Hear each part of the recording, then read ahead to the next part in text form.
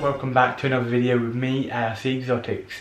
Now, a lot of guys in the comments recently, when I've been checking my YouTube studio app, I've had a lot of comments on the previous, I don't know what it was, 5th or 6th video I've done, Isopod update. Lots of people are asking Isopod update. So, guess what? You're going to get an Isopod update. Let's get into it. So, just going to give you a little bit of a recap for the new subscribers that we have gained since that video, which is quite a few. So thanks again to everyone that has subscribed. I think we're at 410 now. So again, flying. Thank you very much. Appreciate every single sub. Motivates me to get all the camera gear, and just this whole room is just motivated from you guys. So yeah, massive thanks. So update, basically we got all of our Isopod colonies from Exotics. Try and put a photo up here, there, somewhere, you'll see it. If you don't already know who they are anyway, because I always speak about them. Big up Exotics. Yeah, so we got from them. Yeah, just make a noise, that's alright. I'm only filming a video. Right. So yeah, one of the animals over there making a bit of a racket. So we got some dairy cows. We got some greys, zebras, oh I forgot, clowns and oranges. That's it, yeah. So we got all of them guys. So what we're going to do is go through tubs, go through one by one, how they're doing, if they've bred a lot, if they've not bred a lot, if I've lost any, or you know, lost a colony or anything like that, what they feed well on, what they don't feed well on. Yeah, just a bit of an update. And I think if I look back at this video I'm now going to make to the previous one of the Isopods, I think I'll be absolutely shocked how much a certain colony has bred. Like an insane amount. I'm probably going to need to get another tub after this and put them in there because they're just going like crazy. But yeah, let's get into it and show you them all now. So firstly we're going to talk to you about the orange Isopods. Now I'm going to try to film this in a light box, so I'm not sure how it will come out. But as long as I keep my hand still, it should be okay. So yeah, these are the giant orange Isopods. As you can see, there's a couple of greys knocking around, just purely because they get out of the air vents and find their way into the sort of the tub next door. But yeah, so these are the giant orange. They might not look like many, but if we're just gentle, just lift out of the way here. Wow, look at that. There we go. If it will focus.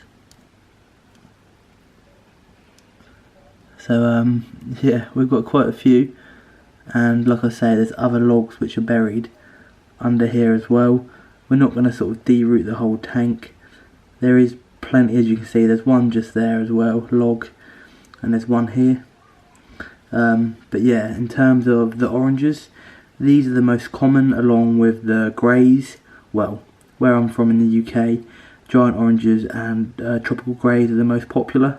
And you can get them in kind of any local pet store, but doesn't mean to say that they're not good to keep. You know, they're still a big isopod. As you can see, some of them have got really long sort of bodies compared to the others, and they are looking really good. So yeah, they've bred loads. I'm really happy with them, and yeah, pretty easy to keep really. I haven't lost any. The colony's only sort of multiplied, so hopefully that will continue that way, and we'll breed them up, and when they get to a big enough colony, we'll start distributing them between the tanks. But other than that, orange, giant orange woodlice or isopods have been a success. So on to the next tub, we have the zebras. Now these guys you'll instantly see are a lot drier than the other tub we just shown, purely because they like it a lot more dry, not so much humid and sort of condensated like the other tubs we've got over here. I would show you, but it will take the camera off shot. I'll show you in a minute. But yeah, these are a lot drier. Also, actually I'll show you now. So these are the other tubs. Again, quite a bit of condensation on the top, and they've also got no vent. These guys like a little bit more ventilation, so we've cut this vent into them. So yeah, they're a little bit different care requirement wise. Now I did find myself really, I mean I got told by Exotics that they're quite hard to get going breeding, but once they're going they're good, and that couldn't have been any more accurate. So I basically lost a couple of them, and I thought, oh, kind of we're not going to sort of get nothing from it. And then all of a sudden I started seeing loads of little ones appear. As you can see on the log down here, there's a little baby just in there, one up there. I'll try and move some bits about and show you. But yeah, they have kind of taken it. It's just been really slow. There's a bit of a bigger adult there. And a few babies. I don't know if there's anything underneath. Here we go.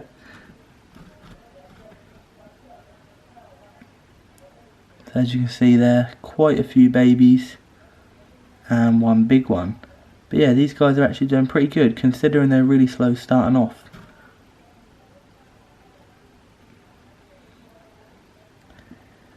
But like I say, they're like a lot more drier, so when you're doing your sort of routinely sprays and stuff like that, don't go as crazy as you would on the other guys as you would these, purely because they just don't appreciate it as much.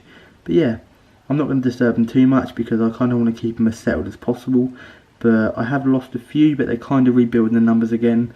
So all in all, we've definitely got more than what we started with. Now moving on to the next ones, as you can see what these are already. These are the tropical greys. Now again, pretty accurate advice from Ely Exotics. I was feeding them stuff that I was feeding all the others. I'll go through that a little bit later in the video. And they just weren't eating it and it was just going mouldy. And he told me what to feed them and I got them that and they instantly ate it. So these guys absolutely love oak leaves. Now believe it or not, as coincidental as that is, I actually have an oak tree in my garden. So yeah, every couple of days I put these just all over as if it was kind of leaf litter, and I put about 10 or 20 over them so you can't see none of the substrate, and all they do is leave like the little sort of like veins that run through them. So yeah, they really do enjoy them and they really do sort of eat them. I thought at first they'd just kind of like sort of rot away, but no, they absolutely go crazy for them. So really happy about that because they weren't taking the other food I was offering and all the other guys were. Now it doesn't look like there's many in here, but there's actually quite a lot. Now I'm not going to lift up the coconut because that is sort of burrowed under, but as you can see the little antennas just sticking out from underneath and here they come, look. But yeah, we'll try and sort of lift up some of the cork bark and just show you if there's any under here. There's two. Not as good as I was hoping, but yeah, like I say, in terms of these guys, really easy to care for. Here we go, we've got a few more here. Full focus, no? There we go.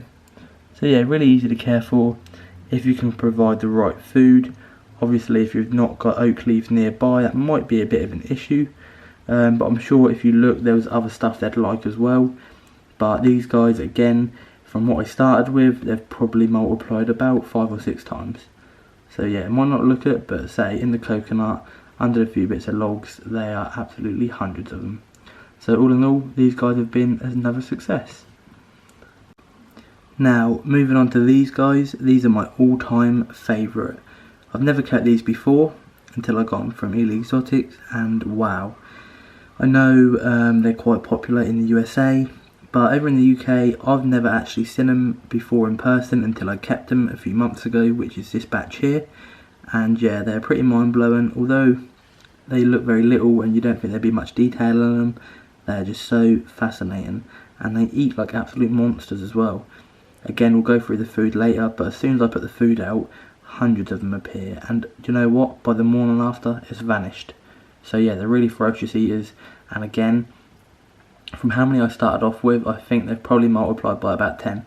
So if I lift up this little bit of log here, you'll see absolutely loads of them, hopefully. Try and be as gentle as possible. Look at that.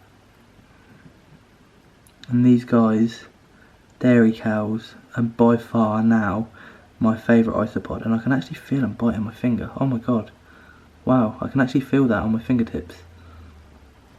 So they must be hungry. So why don't we go through the food with you now and talk to you about what they eat and feed them at the same time. Now before we do that, we're just going to quickly go through pricing.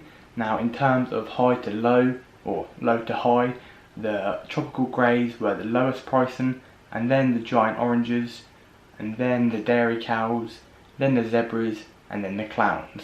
Now why haven't I shown the clowns yet? I killed them all. Yeah. The most expensive ones, the coolest ones, the rarest ones out of the ones I've got.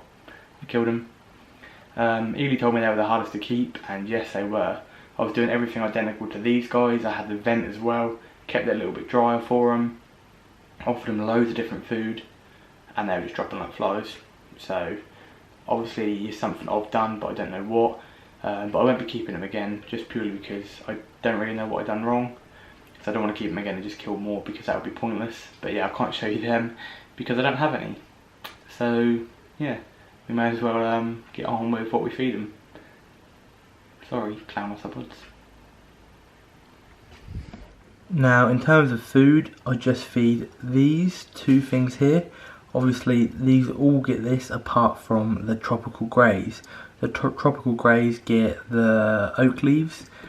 I have tried them on this. I don't think they're too keen on it, but they will eat it. But first choice is definitely the oak leaves. But as far as everyone else, all I do is get the cheapest goldfish or tropical fish flakes, whatever. These ones are Aqua 1. So yeah, these, and I absolutely devour them.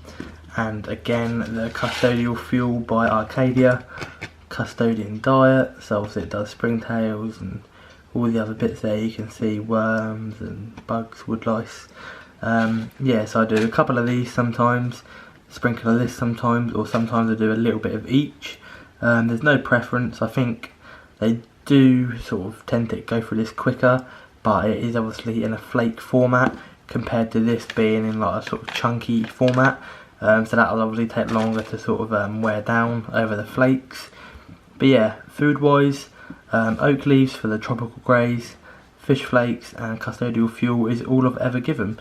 You can give them little bits of fruit and veg, but I haven't tried that yet, but who's to say I won't in the future. But as far as food goes for these guys, just custodial fuel, goldfish flakes and oak leaves. Now let's get on to feeding the dairy cows before they break out and start attacking everyone. Now I'm hoping they will actually eat this food, but what I'll do is I'll just pour a little bit. I'm probably going to pour it really bad because I'm watching it through the camera. Again, this looks like a lot, but I promise you by tomorrow it will be gone. And as you can see already, they're just going for it. That one in the corner has literally picked up a bit and is eating it.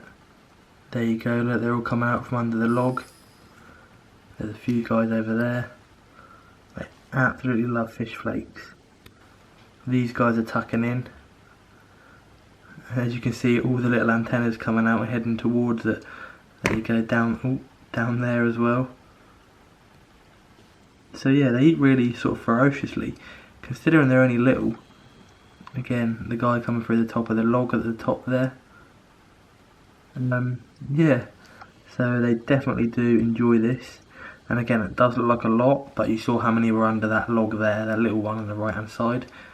And this will all be gone by tonight. The latest tomorrow, but definitely tonight. Because as you can see, when I picked them up, they were literally biting my finger.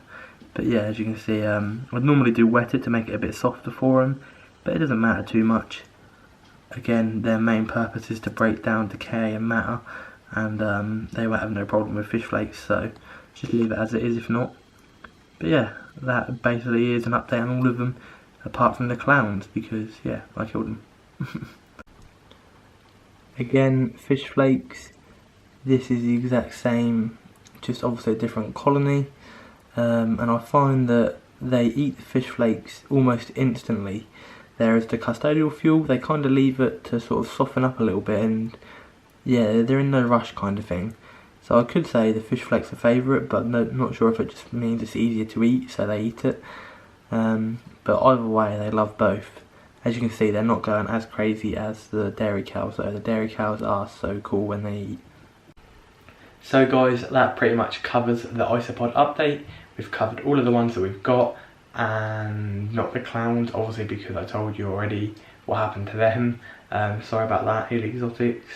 But yeah, other than that, they're all good. Like I say, they're eating the isopod, custodial fuel and the fish flakes. And hopefully you got to be able to see them a little bit better with the light box that we used. If you thought it was better sort of quality than the last video, let me know. We didn't have the light box then, we do now. So hopefully it did look a little bit more sort of cleaner and a bit more crisp, like professional. But it might not have, I haven't edited yet, so we'll see. But other than that, that is the isopod update. They've all been a success, they've all bred loads, apart from the clowns, so we're not going to talk about that. So yeah, great stuff. Hopefully their next video will be them moving up into bigger tubs because they're breeding really, really well. And then we'll start getting them into the tanks, maybe sort of the start of next year. So everything should be good. But other than that, that is the isopods covered. Any questions, let me know down below. Should be able to help you, but again, I'm not an expert. There's a much more educated people with isopods than me, trust me. As you can tell, because I killed the clown ones. Still not over it, I know. But other than that, that is this week's video. Thank you for watching and stay tuned for another one next week. It's been me, ARC Exotics. Have a good day.